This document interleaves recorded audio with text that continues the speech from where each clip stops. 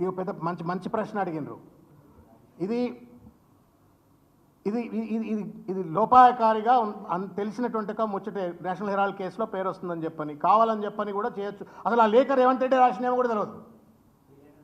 మీరు అన్నటువంటి ఒక ఏదైతే మాట్లాడుతూ ఉన్నారు కదా, ఇవన్నీ కవిత గారు లేఖ అని మీరు ప్రస్తావిస్తూ ఉన్నారు కదా, ఆ లేఖ కూడా ఆయన రాసినేమో కూడా తెలియదు, ఎవరు రాసిండ్రో తెలియదు. టీవీలు మాత్రం రేవంత్ రెడ్డికి సంబంధించిన కొన్ని టీవీలు మాత్రం దాన్ని ఇక చిలువలు పలవలు కొడుగుడు ఈకలు బీకినట్టుగా ప్రచారం చేసుకుంటూ సంతోషపడతా ఉన్నారు. అదేం సంతోషమో అర్థం కావట్లేదు. మీడియా, సోషల్ మీడియా కావచ్చు, కొన్ని మీడియా వర్గాలు కావచ్చు, దానివల్ల వచ్చేది లేదు, పోయేది లేదు, దానివల్ల వచ్చే నష్టం లేదు. కాబట్టి Revanth Reddy can try anything, but charge షీట్ని అయితే నువ్వు వేరే చేయలేవు కదా. రేవంత్ రెడ్డి ఎంత డ్రామాలు ఆడినా కానీ ఒకరోజు డ్రామా ఆడతావు, 2 రోజులు డ్రామా ఆడతావు, 3వ రోజు అయితే ఛార్జ్ షీట్ కనపడుతుంది కదా. నువ్వు ఢిల్లీ పిలిస్తే పోవాలి కదా, ఢిల్లీ పిలిస్తే పోవాలి కదా. నేను ఎందుకు చెప్తాను నీ మాట అంటే మీరు మంచిగా లోతుకు తీసుకుపోతా ఉన్నారు చర్చను.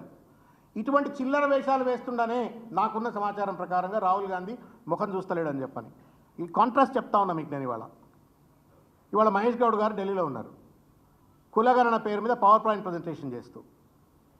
రాహుల్ గాంధీ గారు అటెండ్ అవుతున్నారు. ఇదే కులగణన పేరు మీద రేవంత్ రెడ్డి గారు గతంలో రైలు వేసుకొని పోయిండు, రైలు నిండా జనాన్ని ఎక్కించుకొని పోయిండు, ఫ్లైట్లు రైలు వేసుకొని పోయిండు, జంతర్ మంతర్ దగ్గర ధర్నా చేసిండు. రాహుల్ గాంధీ వస్తాడని మీ మీడియా వాళ్ళకి చెప్పిండ్రు, ప్రజలందరికీ చెప్పిండు. నేను ఆ రేవంత్ ముఖం చూడని నేను రాను అని చెప్పని రేవంత్ రెడ్డి రాహుల్ గాంధీ గారు ఆ మీటింగ్కి రాలే. బట్ ఇవాళ మహేష్ గౌడ్ గారి దగ్గరికి పోతా ఉండు. This it self the litmus test that there is something happening in Congress party. రేపో మాపో రేవంత్ పదవి కూడా పోతే పోవచ్చేమో, పోకముందే రాజీనామా చేయమని రేవంత్ రెడ్డి గారిని విజ్ఞప్తి చేస్తాం.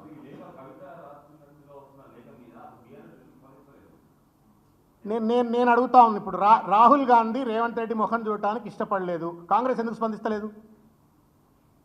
రాహుల్ గాంధీ నేను ఇప్పుడు సింపుల్ ఆ మీటింగ్కి ఎందుకు రాలో చెప్పిండా మీకు? చెప్పురి, వస్తా అన్నాడు ఎందుకు రాలో చెప్పిండా? మహేష్ గౌడ్ మీటింగ్ ఎందుకు అటెండ్ అవుతాడు, రేవంత్ రెడ్డి మీటింగ్కి ఎందుకు అటెండ్ కాదు, అది కూడా కాస్ట్ సెన్సస్ మీద చెప్పండి.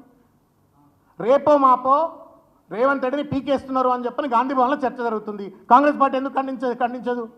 ఇంకొకటండి, ఆ లేఖ కూడా కొంత పాలిటిక్స్ను పక్కన పెట్టి చూద్దాం మనం. ప్రతిదాని మీద కొడుగుడు ఈకలు వీకినట్టు చూస్తే అన్ని చిలువలు పొలవలు కనబడతాయి. ఒక బిడ్డ తండ్రికి లేఖ రాసినట్టుగా ఎందుకు చూడకూడదు? రెండోది, అందులో పాజిటివ్ కంటెంట్ ఉంది, కొంత సూచనప్రాయమైన కంటెంట్ ఉన్నది. ఆ కంటెంట్ ఏమైనా కొత్త కంటెంటా చెప్పురు నాకు మీరు. ఇది 2023 ఎన్నికల సందర్భంలో ఉన్న ముచ్చటేనా?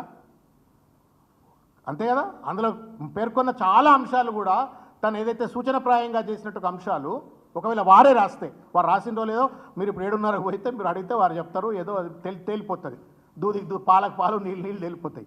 ప్రశ్న ఏంటంటే ఒకవేళ తనే రాస్తే కూడా దాంట్లో ఏంది అంత పెద్ద జుట్టు పీక్కుంటా ఉన్నాడు నాకు రేవంత్ రెడ్డి, దానివల్ల ఏదో సాధించినట్టు ఆ మీడియా అంతా ఒక సాడిస్టిక్ ప్లెజర్ డిరైవ్ చేస్తూ ఉండు రేవంత్ రెడ్డి గారు కంపెనీ. నాకు అర్థం కావట్లా. What is there in that letter? దానికి 100 రెట్లు నేను ఏమంటా ఉన్నానంటే, దానికి 100 రెట్లు కోమటిరెడ్డి 50 కోట్లు పెట్టుకొని పిసిసి అధ్యక్ష పదవి కొనుక్కొచ్చుకున్నాను దానికంటే పెద్ద వార్త. ప్రధానమంత్రి నరేంద్ర మోడీ ఆర్ఆర్ ట్యాక్స్ పేరు మీద విచ్చలవిడిగా దోపిడీ చేస్తున్నాడు అని చెప్పిన ప్రధానమంత్రి అనే దానికంటే పెద్ద వార్త అది. It was about style of functioning కావచ్చు, it was about the type of speech కావచ్చు. అది మామూలు కార్యకర్తలు బహిర్గతంగా అనుకున్న ముచ్చట్లే తనకు అందుబాటులో ఉన్నది. తను ఏదో రాసి పంపిస్తే ఒకవేళ దాంట్లో ఇంత భూతద్దం పెట్టి ఆగమాగం అయిపోతూ ఉన్నాడు, దానివల్ల ఏదో తన తప్పిదాలు. మీరు ఒక మాట చెప్పండి అన్న, ఈ చర్చ వల్ల పెన్షనర్స్కి ఏమైనా 4,000 రూపాయల పెన్షన్ వస్తుందా? 2 లక్షల ఉద్యోగాలు వస్తాయా? తెలంగాణ రాష్ట్రానికి సంపద వస్తుందా? లేకపోతే పరిపాలన పైన రేవంత్ రెడ్డికి పట్టు పెరుగుతుందా? ఏం జరుగుతుంది? ఒళ్ళు దగ్గర పెట్టుకొని ముఖ్యమంత్రి కుర్చీలో కూర్చొని మూతికి తాళం వేసుకొని మంచి పరిపాలన చేస్తే రాష్ట్రం బాగుపడుతుంది. పక్క పార్టీ నీ కిందనే కూర్చిపోతుంది ఆయన అంటుంటే నీకు అర్థం కావట్లే. నీ ముఖం నీ నాయకుడు చూస్తలేడంటే దాన్ని పట్టించుకోకుండా ఈ పార్టీలో ఏమవుతుంది, ఆ పార్టీలో ఏమవుతుందని నేను చూస్తూ ఉన్నా. బీజేపీ వాళ్ళు అదే మాట్లాడుతూ ఉన్నారు, కాంగ్రెస్ వాళ్ళు అదే మాట్లాడుతూ ఉన్నారు. మీ కింద కడుక్కోరు చక్కగా మీరు first. So many problems in your own party. ఆ సునీత వచ్చి పార్టీ ఆఫీస్లో ధర్నా చేసింది, మహిళా అధ్యక్షురాలు. మీరు కడుక్కోరు first. Why are you so worried? It is an internal matter. Even if that letter is return by కవితమ్మ, ఇట్స్ అన్ ఇంటర్నల్ మ్యాటర్.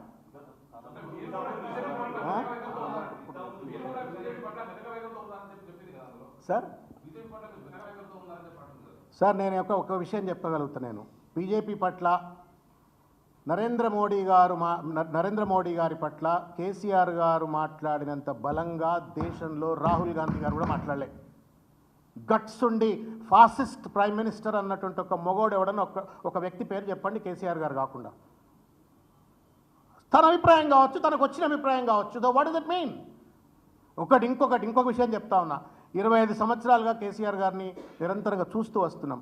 ఎప్పుడు ఏది మాట్లాడాలో, ఏది మాట్లాడొద్దో, ఏ అంశాన్ని లేవనెత్తాలనో, ఏ అంశాన్ని లేవనెత్తద్దో ఆయనకు తెలిసినంతగా ఎవరికి తెలియదు దేశంలో. Forget about BRS party. So therefore it is a view, let it be there. What is wrong? Democracy ఎక్కువ ఉందనుకోండి, మీరు డెమోక్రసీ లేదు అంటారు కదా. లెటర్ రాసేటుండగా డెమోక్రసీ ఉందనుకోండి, ఏం పోయింది దానిలో?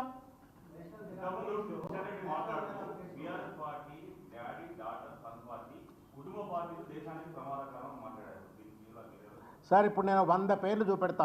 ఇక నేను పేర్లు రాసుకుంటూ పోతే ఒక పెద్ద చిట్టా అవుతుంది. బీజేపీలో ఉన్నటువంటి ఒక పెద్ద నాయకులు, వాళ్ళ కోడళ్ళు, వాళ్ళ కొడుకులు, వాళ్ళ బిడ్డలు, వాళ్ళ చుట్టాల ముచ్చట్లు వస్తే 100 పేర్లు వస్తాయి. గూగుల్లో కొట్టండి. ఇప్పుడు గూగుల్ కూడా అవసరం లేదు, చాట్ జీపీటీ డౌన్లోడ్ చేసుకోండి, లేదా కోపైలట్ డౌన్లోడ్ చేసుకొని కోపైలట్లో కొట్టి BJP leadership sons and daughters and prime roles అని కొడితే ఇంత పెద్ద లిస్ట్ వస్తుంది. దానికి నా నోట్లకి ఏం చెప్పిస్తారు? ఇది గురిగింజ కింద నలుపుదలన్నట్టు మాటలేని మాటలు. దానికి నేను ఒక్క మాట, నాకు కిషన్ రెడ్డి గారు ముచ్చట నేను ఏమంటున్నా అంటే, వీళ్ళు ఫస్ట్ ఆఫ్ ఆల్ వాళ్ళ గ్రూపిజంను సెట్ చేసుకోమనండి. Do they know that they are inefficient in the state of Telangana? 10 ఏళ్ళు కేంద్రము, ఇక్కడ మొత్తం 12 ఏళ్ళు అవుతుంది. 12 ఏళ్లలో పట్టుమని 10 సీట్లు ఎందుకు గెలుచుకోలేకపోతున్నారో దయచేసి వాళ్ళు తెలుసుకుంటే బాగుంటుంది. అసలు ఈటల రాజేందర్ ప్రెసిడెంట్ కావద్దు అని చెప్పని బండి సంజయ్ కుట్రబంతాడు, బండి సంజయ్ ప్రెసిడెంట్ కావద్దు అని చెప్పని ఈటల రాజేందర్ కుట్రబంతాడు. ఫస్ట్ మీ కుట్రలు తెలుసుకోరు. మీరు why do you so worry about BRS party? It's an internal matter, will settle it.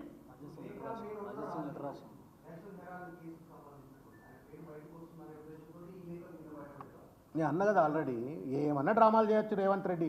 నేనేమంటాను, ఎన్ని డ్రామాలు చేసినా ఛార్జ్ షీట్ని అయితే తీసివేయలేవు కదా. కాబట్టి ఛార్జ్ షీట్ ధర్మిలా రాజీనామా చేయాలా రేవంత్ రెడ్డి అని నేను కోరుతా ఉన్నా. ప్రజలకు మార్గదర్శిగా ఉండాలని చెప్పి నేను కోరుతా ఉన్నా.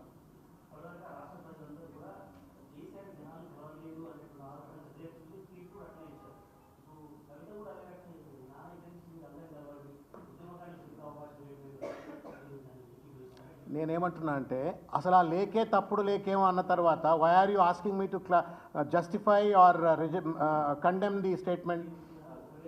నేనేమంటున్నా, అది కూడా కొత్తగా ఏం ఆరోపణ చెప్పురు నాకు. మీరు లేవనెత్తిన అంశం నా నోటికెళ్ళి చెప్పేకురి. Don't put your words in my mouth. మీరు అన్న మాటే ఇది ఏమైనా కొత్తగా చెప్పిన ముచ్చట? If it's an invention then I would have really reacted to it. Everybody talked about it. What is the big deal to talk about it? మీరు అన్నమాట గతంలో కాదు, మన general assembly elections, parliament elections, ఇప్పుడు నడుస్తున్నట్టుగా చర్చ